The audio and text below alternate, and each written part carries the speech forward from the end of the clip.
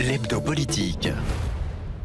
Bonsoir, bienvenue dans l'hebdo politique sur Radio Sensation. Ce soir, je reçois Benoît Gatinier, le maire d'Héziers, vice-président du département en charge des collèges et de l'enseignement supérieur, entre autres, président de l'Intercom Roumois-Seine et conseiller départemental du canton de Bourrachard. Chaque dimanche à 18h, c'est l'hebdo politique. Monsieur Gatinier, bonsoir. Bonsoir. Vous avez 49 ans, vous êtes marié, vous avez 2 enfants, vous avez été diplômé de l'École nationale supérieure des officiers de la marine marchande, située à Nantes, je crois, et vous êtes toujours sur le ponton de cette profession actuellement. Politiquement proche du MoDem, vous êtes désormais affilié à la famille de l'UDI. On va découvrir votre portrait dans quelques instants.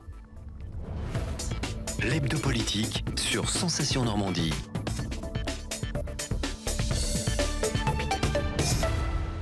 Alors tout est vrai dans ce que j'ai cité, vous êtes toujours sur le ponton, puisqu'on explique un peu à nos auditeurs, vous êtes dans la marine marchande. En quoi consiste précisément votre profession ? Je suis officier de marine marchande et je travaille sur les remorqueurs dans la société qui s'appelle Boluda et qui opère dans le port du Havre. D'accord. Et donc notre travail consiste à assister la rentrée et la sortie des bateaux dans le port du Havre, notamment les pétroliers, les porte-conteneurs, les plus gros bateaux du monde. Vous étiez prédisposé à cette profession de par peut-être votre situation géographique de naissance ou de villégiature ? J'habite Héziers, donc on est au bord de la Seine évidemment, Ouais. et puis j'avais un papa surtout qui était officier de marine marchande et j'ai suivi le chemin paternel. Donc on voit passer souvent les bateaux. Effectivement, de on les votre voit secteur. passer. Bien, politique, pour démarrer cet entretien avec un peu plus de sérieux et peut-être de choses qui fâchent. Vous ne vous êtes pas mis en marche. Pourquoi ? J'avais pas de raison de me mettre en marche. Je suis, comme vous le rappeliez, issu de la famille UDF, donc des centristes, et je me sens très bien dans cette famille, aux côtés d'Hervé Morin notamment. Il y a eu un grand rassemblement là, fin décembre, je Oui, crois. c'est ça. Oui. Pour essayer de voir un peu sur quelle ligne politique on va se diriger. Vous êtes un pro-Morin. Je suis un pro-Morin, D'accord. effectivement. Donc avec une nouvelle famille, les centristes. Avec une nouvelle famille, les centristes, qui a vocation à regarder de près comment le travail et les propositions de ce nouveau gouvernement, mais effectivement toujours centristes. D'accord. Donc vous avez acquiescé plus ou moins du regard, le départ de votre ancien président, Benoît Lecornu. Vous avez trouvé ce mouvement logique, Sébastien Lecornu. opportuniste ou pas ? Non, Sébastien Lecornu, je connais bien puisque je travaille avec lui depuis maintenant 3 ans, et qu'un homme politique brillant qui a fait un travail important pour redresser les finances de notre département, et il a décidé d'apporter sa contribution et son expérience au sein de ce nouveau gouvernement. Il porte des valeurs que je porte aussi et je m'en réjouis. D'accord. Alors entre la bûche et le foie gras, la presse régionale et la presse locale avaient sans doute besoin de faire les gros titres. On a repris en tout cas une information sortie sur la presse parisienne. Est-ce que vous êtes de ceux qui pensent que c'est trop tard, ou que c'est trop tôt, ou qu'on se met Martel en tête trop vite, si M. Lecornu est le porte-drapeau justement du mouvement En Marche pour les régionales face à Hervé Morin ? On vend du papier là pour l'instant ? Ouais, je pense qu'on vend du papier. Les taux, laissons la région faire son travail. Le mandat n'est même pas à la moitié. Le président Morin s'en occupe très bien. Et je pense qu'on n'est pas au temps de l'élection régionale. Ok. La communauté de communes Roumois-Seine est âgée d'un peu plus d'un an. Oui, pile poil au niveau du calendrier. Après la fusion entre Roumois-Nord, etc., Grand-Bourteroule, Danfreville et Quillebeuf, est-ce que la fusion est vraiment bien digérée ? Non, elle ne peut pas être digérée au bout d'un an. C'est un gros travail, comme vous le rappeliez, qui rassemble 4 anciennes entités. Et si on veut bien rajouter le pays du Roumois, c'est 5 entités qui ont été rassemblées au cours de cette fusion. Et le travail reste important. Nous avons eu une année décisive qui nous a permis de commencer l'harmonisation de nos compétences et l'harmonisation de notre fiscalité, de nos tarifs dans les différentes compétences qu'on peut exercer. Et il y a encore, dans le courant de cette année 2018, un gros travail à réaliser à la fois avec les élus et l'ensemble de nos partenaires. La dette de l'ex-CDC Bourteroule, plus d'1 million d'euros. Je dirais 1,5 million. 1,5 million d'euros, donc ça pique un peu. Est-ce que c'est une pierre dans le sac à dos qui empêche de marcher encore actuellement ?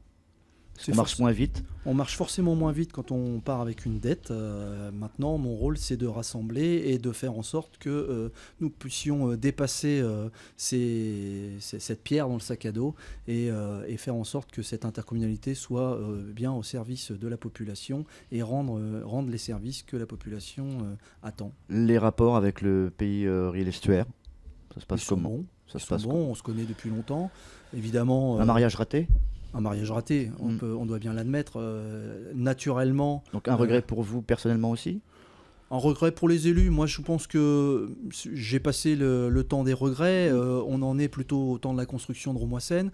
Je pense que Romoissène est une belle entité de 52 000 habitants qui se situe en trait d'union entre deux grosses agglomérations que sont l'agglomération havraise et l'agglomération rouennaise, avec des atouts économiques importants, de développement économique important. Elle est traversée, je le rappelle, par l'autoroute A13, l'autoroute A131 et l'autoroute A28, ce qui lui donne des atouts importants dans ce paysage régional. Et donc moi j'en suis maintenant à la construction, je ne regarde pas dans le rétroviseur, je porte le projet et je veux que Romoissène soit une réussite et fasse le travail que l'on attend d'elle. Certaines communes des anciens territoires, des nouveaux, etc., sont encore un tout petit peu à l'arrêt au niveau des autoroutes de la communication. On parle du numérique, le très haut débit, promesse de plusieurs présidents successifs de notre département. Ça a l'air d'avancer un peu plus vite actuellement, avec notamment Heure Numérique, etc. Sur l'ancienne CDC de Quillebeuf, est-ce que c'est toujours d'actualité? Est-ce que ça soit véritablement d'ici 2019-2020? Est-ce que vous avez une date butoir pour que tout le monde soit couvert? On va pas dire à 100%, mais au moins à 90%, quoi. Oui, on a même une ambition qui est bien plus grande que ça, puisque à l'échelle de la nouvelle communauté de communes Romoissène, nous avons une prévision de déploiement de la fibre à hauteur du haut débit, plus exactement, à hauteur de 98%. C'est 83 à 85% des foyers qui seront alimentés en fibre, donc directement dans les maisons. Et le calendrier est celui qui est à appliquer sur l'ensemble du département de l'Eure. C'est celui qui doit nous permettre d'obtenir ces pourcentages-là à échéance de 2020. Bien sûr, il y a des contraintes techniques qu'on voit apparaître. Nous allons nous employer à essayer de les dépasser. J'entends par là les difficultés de recrutement. Nous allons essayer d'accompagner ou de participer avec leur Normandie numérique à proposer des emplois. On a tous des emplois sur nos territoires à pourvoir. Et donc, quant à la matière première, évidemment, là, si on a pas la matière première, ça nous retardera forcément. C'est une question que j'avais posée au sénateur Hervé Moret, qui donc, a toujours un pied dans l'institution Normandie Heure Numérique. En lui posant la question, c'est une création d'un nouveau métier avec des formations de personnes qui ne sont pas forcément qualifiées. Est-ce que ça ne va pas retarder justement la mise en place du THD, comme on l'appelle? À nous de regarder tous les leviers qui sont possibles à mettre en place pour justement ne pas perdre de temps. Il est important que nous ne perdions pas de temps. La population attend ce service, ce déploiement avec impatience depuis de nombreuses années. De notre côté, les élus, on a aussi un travail à faire puisque il y a un certain nombre de documents administratifs qui permettent d'engager les travaux. À nous aussi de faire en sorte que ces documents administratifs, et je pense en l'occurrence à la DICT, soient débloquer le plus facilement possible par nos élus qui, dans chaque territoire, accordent ou pas ces DCT, de façon à ce que, justement, on puisse, si on perd du temps d'un côté, on puisse essayer d'en récupérer un petit peu. Un profil précis? Est-ce que Pôle emploi, les missions locales se mettent aussi également les mains dans le cambouis, entre guillemets, pour trouver un profil type du personnel qu'on rechercherait, pas forcément qualifié, mais ayant peut-être sans doute quelques connaissances dans le domaine, des jeunes, des moins jeunes, des plus de 50 ans? Ouais, moi je crois que ça s'adresse à n'importe quelle personne en recherche d'emploi. Il y a des appels d'offres entre guillemets qui ont été lancés par Pôle emploi ou pas du tout pour le moment? À ma connaissance, non. À ma connaissance, non. Je pense qu'ils sont en train de faire un inventaire pour essayer de voir quel type de personne pourrait répondre à ce type de besoin. Mais on peut espérer qu'on trouve des gens. Ça peut créer de l'emploi sur votre secteur, par exemple? J'espère. Je vous dis, nous, on va mettre tout en œuvre pour essayer d'identifier les potentiels demandeurs d'emploi intéressés par ce type de métier. Une question un peu plus apaisée sur le patrimoine de chaque commune, de chaque territoire, comme dans nombreuses communes de la région, même en France. Vous misez sur ce qu'on appelle le tourisme historique, médiéval, voire religieux, à l'image de la chapelle Saint-Thomas, qui est du 12e, c'est ça, près du parc Viking Aventure. Est-ce que ça aussi, c'est créer de l'avenir avec le passé? C'est maintenant une porte obligée? C'est ce qu'il faut faire. La France développe le tourisme, est un beau pays, développe le tourisme, et donc il n'y a pas de raison que nos régions et nos territoires ne s'inscrivent pas dans ce développement touristique, qui est aussi du développement économique, puisqu'il y a d'énormes retombées autour de ce développement touristique. Et nous souhaitons nous inscrire dans cette politique, et nous avons lancé très récemment un appel d'offres pour retenir un bureau d'études qui nous accompagnera afin de définir la stratégie touristique à mettre en œuvre sur ce territoire qui est, je le rappelle, je l'ai dit, est situé entre deux agglomérations, mais donc est donc très étendu, et donc qui relève à beaucoup d'atouts touristiques. C'est quoi la plus-value historique ou touristique de votre secteur? Vous avez le Marais Vernier qui est labellisé Ramsar. Vous avez, vous l'avez dit, la chapelle Saint-Thomas. Le Moulin Amour fait partie des beaux patrimoines que l'on recèle. Et je pourrais parler aussi du Moulin d'Auville, du musée du Sabotier à la Haie-de-Routot, la Maison du Lin à Routot, autant d'éléments qui s'inscrivent plus globalement dans une démarche touristique. Et je n'ai pas parlé, mais il y a la Seine à vélo qui est aussi un projet départemental et qui va au-delà du département, puisque c'est un projet qui concerne l'axe Seine dans sa globalité. Et nous avons profité de ces politiques de développement du tourisme, notamment autour de la Seine à vélo. Puis un joli point de vue pour l'Armada, si elle passe par... Elle passe forcément par chez nous. Par chez vous, obligatoirement. Pour clôturer sur ce sujet patrimoine, est-ce que maintenant les élus ont pris conscience qu'il fallait s'occuper des vieilles pierres? C'est ce qu'on ne faisait pas autrefois? Je crois que ça fait déjà plusieurs années que nos élus ont un certain nombre de projets concernant la restauration de notre patrimoine, que ce soit de vieilles pierres ou autres, notamment, comme vous le disiez, on l'a démontré, nous, à Aizier, autour de la chapelle Saint-Thomas. Patrimoine religieux, en fait. Patrimoine religieux, oui. Il y a un tourisme parfois, mais religieux. patrimoine architectural aussi, avec la route des Chaumières, qui traverse notre territoire. Le Lin. Le Lin, si. Autant de... le moulin Auville, le moulin Amour sont autant de patrimoines qui ne sont pas religieux et pour autant qui ont un grand intérêt. On passe à la deuxième partie de cette émission. L'hebdo politique. La suite de cet hebdo politique où je reçois le maire d'Aizier, Benoît Gatinet. Vous avez profité des vœux pour assurer des travaux de restructuration qui seront menés prochainement au collège de Routot, 2020, par le département. L'établissement ne fermera pas. Est-ce que c'est un vœu pieux ou c'est une promesse électorale? C'est une promesse électorale et c'est une promesse électorale qui sera tenue. À la fois, nous allons construire un nouveau collège à Bourneville qui va rassembler 800 élèves et je m'étais engagé à ce que ça ne mette pas en difficulté l'extension prévue sur le collège de Routot. Et donc, c'est pour ça qu'à l'occasion des vœux, j'ai eu l'occasion de le rappeler. C'est plus de 4,5 millions qui vont être consacrés à ce collège du Roumois. C'est une extension importante et par contre, l'ouverture est plutôt prévue en 2022. D'accord. Ok. On construit beaucoup, en tout cas, dans votre secteur, notamment sur votre domaine de compétences. Ça ne vous a pas empêché d'être interpellé récemment par votre presse interposée, par des familles de Quillebeuf-sur-Seine, suite à la suppression de certains services liés à l'enfance et à la jeunesse et à des moyens de transport. Ça vous a affecté? Vous avez laissé passer l'orage? Non, je vais recevoir ces familles très prochainement pour continuer à travailler ensemble. Et effectivement, il faut qu'on leur explique bien que... C'est de la pédagogie. La pédagogie, faire preuve de pédagogie, parce que quand on doit, je vous le disais en préambule, harmoniser un certain nombre de compétences, on est obligé forcément sur un territoire plus grand d'avoir les mêmes services. Et donc, il y a des services qu'on améliore et puis il y a des services qu'on est obligé de diminuer. Et en l'occurrence, c'est vrai que sur cette partie-là, la communauté de communes de Quillebeuf-sur-Seine avait fait une démarche importante, ce qui n'était pas le cas sur d'autres intercommunalités. Et la maîtrise des coûts nous amène à devoir rééquilibrer les services. Alors parfois, on gagne un peu et parfois, on perd un peu. Il y a un autre investissement assez conséquent, c'est 15 millions d'euros, je crois, du conseil départemental pour le nouveau collège de la Saussay, qui pourrait accueillir 600 élèves 2021 cette fois-ci, pour la rentrée. Est-ce que c'est nécessaire également ce nouvel investissement, toujours dans... Ce nouvel investissement, il fait partie d'un plan plus global. On a l'impression que ça pousse beaucoup dans ce secteur.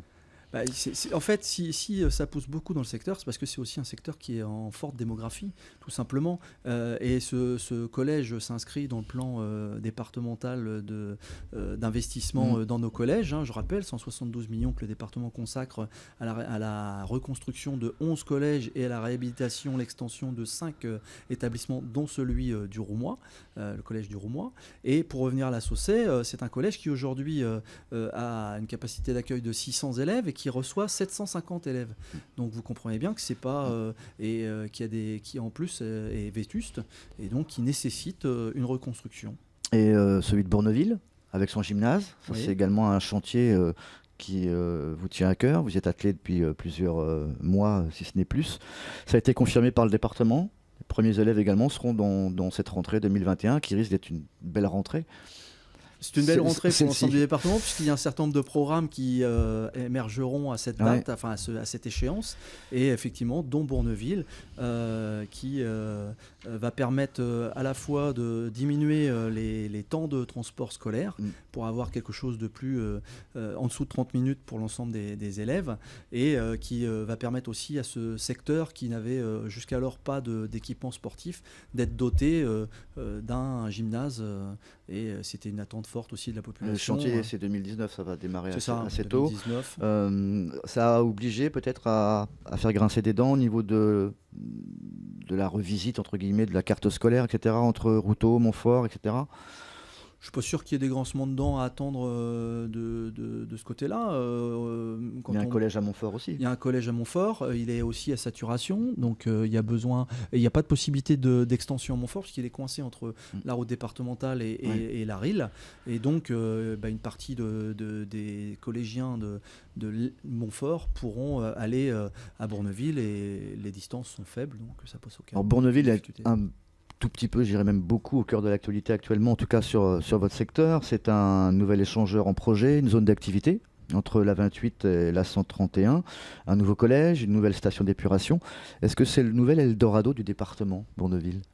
Non, il s'avère que les circonstances font que ça fait 30 ans, 40 ans qu'on attend l'échangeur de Bourneville.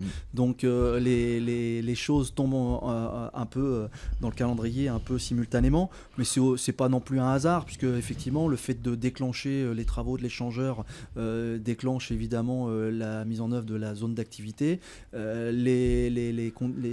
Concernant la station d'épuration, c'est aussi quelque chose qui était planifié depuis un certain temps. J'ai réussi à obtenir les acquisitions foncières depuis le début de mon mandat de président de la communauté de communes de Quibeuf-sur-Seine.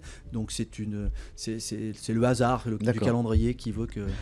Sur le dossier économie, des financements et des subventions ont été dernièrement accordés à une dizaine d'entreprises du Grand Bourgtheroulde via notamment la plateforme Initiative Heure, qui est un réseau associatif de financement et d'accompagnement de créateurs d'entreprises. Est-ce que ce n'est pas là en fait une initiative isolée qui cache un peu le désarroi du secteur économique ?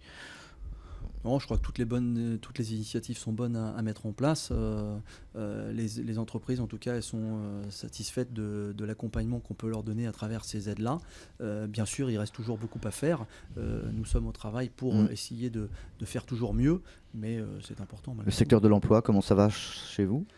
Plutôt un secteur qui est... Les gens travaillent plus vers le Havre, vers Rouen ? Oui, voilà. Donc un certain nombre d'habitants vont vers le Havre, vers Rouen, un petit peu vers la plateforme de Port-Jérôme, puisque pour une partie, et puis sur le secteur qui est maintenant grand, puisque Roumois-Seine s'étend aussi sur la partie sud et donc vers les territoires de Louviers et de la Case en général. D'ici 2 à 3 ans, le gouvernement attaquera au niveau de l'éducation la réforme du bac.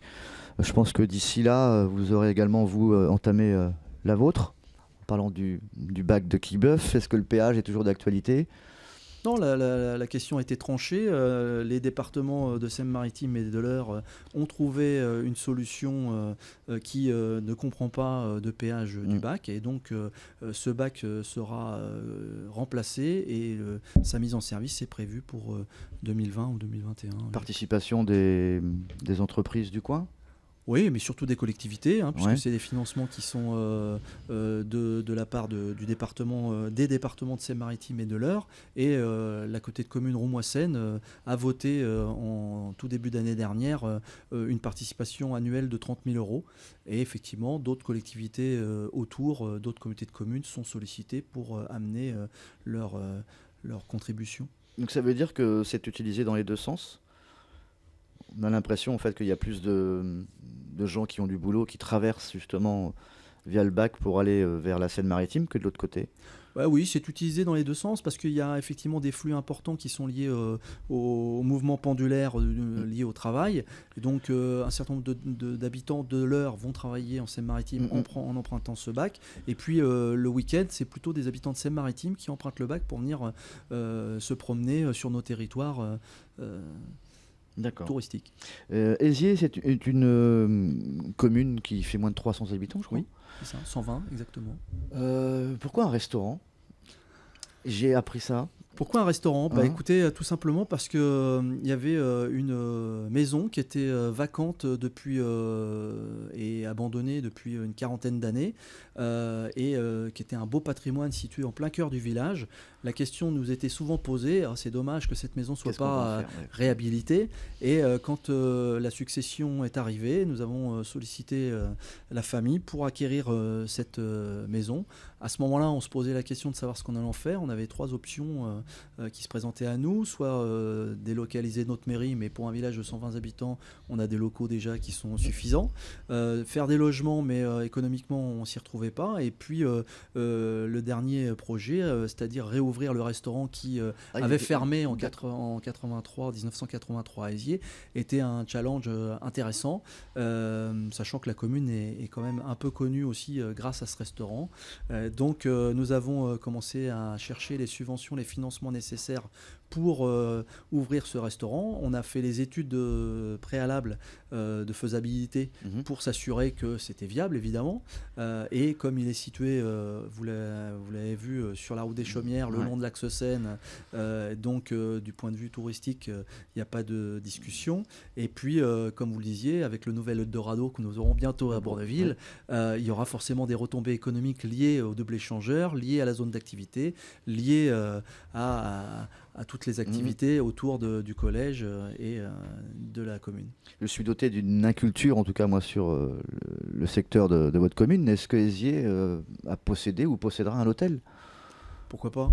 Pourquoi pas ? Si le besoin est avéré, il y a déjà un certain nombre de chambres d'hôtes, de gîtes, à Aizier et autour. Il pourrait y avoir un hôtel. Aizier, est-ce que c'est une commune qui vit du tourisme 6 mois dans l'année et ensuite s'endort ou pas du tout ? C'est pas du tout c'est une image d'Épinal qu'il faut froisser et maintenant et déchirer. Non, Aizier vit du tourisme, mais en même temps, aujourd'hui, il n'en vivait pas suffisamment parce qu'il n'y avait pas de commerce pour en profiter. On avait des tourismes qui venaient et on n'avait pas de retombées économiques. Là, avec l'ouverture de ce restaurant, ça permettra d'avoir des retombées économiques, d'amplifier le phénomène touristique et de faire en sorte que justement, ce ne soit pas que sur la période estivale, mais bien plus réparti sur l'année. Une vie associative malgré tout, malgré le peu d'habitants ?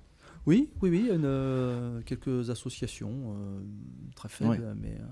C'est un village paisible où il fait bon vivre. C'est ça. Est-ce que ce village va être un tout petit peu secoué par les prochaines échéances électorales, notamment personnellement, vous ? Est-ce que vous avez envie de continuer ? Que ce soit au niveau de la mairie ou des engagements départementaux, voire régionaux, on ne sait jamais. Il est encore un peu tôt pour le dire, mais effectivement, j'ai plutôt envie de continuer. Il y a encore un certain nombre de projets à mener, et notamment autour de la construction de l'intercommunalité. Nous avons 3 ans entre la construction, la naissance de Roumois-Seine et le renouvellement des élus locaux. L'objectif qu'on s'est fixé, c'est de mettre Roumois-Seine sur les rails, de façon à ce que, au prochain renouvellement des conseils municipaux, on puisse être un petit peu plus offensif. On a l'impression que ça va un peu plus vite chez vous que chez votre cousine de Berneterre de Normandie, où il y a eu un peu des querelles d'ego, etc. Il n'y a pas eu ce genre de choses chez vous? Écoutez, je ne sais pas si on va plus vite. En tout cas, on fait tout pour aller à un bon rythme. Nous avons eu peut-être moins de difficultés. C'est possible. En tout cas, ce n'est pas non plus un long fleuve tranquille.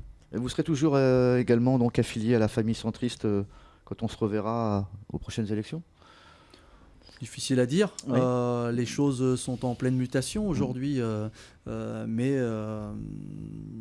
La réflexion est en marche ou pas? non, elle n'est Pas pas pour en le moment. marche, pas en marche. D'accord.